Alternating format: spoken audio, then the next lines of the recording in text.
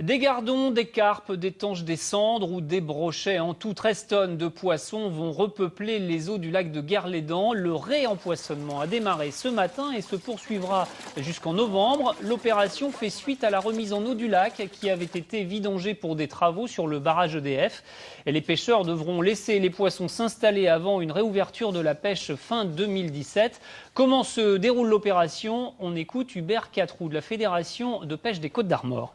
Là, c'est la première étape du rempoisonnement où on réintroduit pour la première fois du poisson dans le lac depuis qu'il a remonté, avec une introduction de ce qu'on appelle des poissons blancs, des gardons, des rotangles, des carpes, des tanches, et puis l'autre partie de la population de poissons, les carnassiers, brochets et cendres, qui sont remis à l'eau aujourd'hui.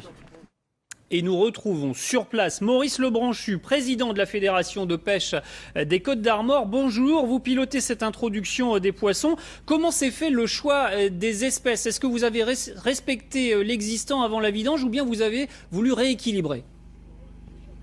On a voulu rééquilibrer en fonction des objectifs qu'on s'est fixés en termes de pêche et de tourisme-pêche pour faire de Guerlédan une destination de pêche des carnassiers, brochets, cendres, sur la Bretagne.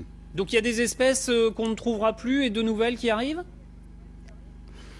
Non, mais les proportions seront différentes. Donc, comme vous l'avez dit, on a commencé par l'introduction des cyprinidés qui servent de nourriture de poisson fourrage aux carnassiers.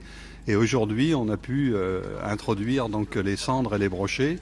On continuera une partie de la semaine là pour pouvoir avoir une très belle population de carnassiers. Alors il y avait un gros prédateur, puisque vous parlez de carnassiers, il y avait un gros prédateur dans le lac avant la vidange, ce sont les silures. On aurait aimé que le lac en soit débarrassé? Oui, alors il ne faut pas dire qu'il y avait beaucoup de silures dans le lac, il y en avait quelques-uns qui malheureusement étaient introduits par des pêcheurs sans doute et qui ont pour la plupart dévalé. Maintenant c'est vrai qu'il en reste sans doute quelques-uns dans le lac et qu'il faudra faire avec. Alors les pêcheurs vont devoir patienter près de 2 ans avant de s'adonner de nouveau à la pêche. C'est pour favoriser la reproduction?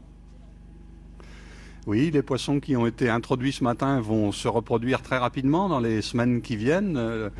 Et puis ces populations-là seront pêchables au mieux fin 2017, sinon printemps 2018. Donc il va falloir leur laisser le temps de grossir un petit peu. Alors, puisqu'on parle de la reproduction, il y a eu des travaux également d'effectuer sur le site pour favoriser cette reproduction. Effectivement, la meilleure solution, évidemment, c'est la reproduction naturelle. Et dans une retenue comme celle de Guerlédan, ça n'est pas toujours facile pour le poisson de trouver des sites favorables à sa reproduction.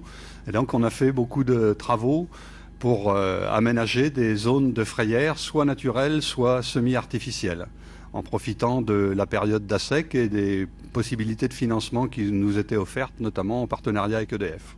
Eh bien, merci beaucoup Maurice Lebranchu. Vous nous parliez en duplex depuis le lac de Guerlédan et puis patience un petit peu donc aux pêcheurs.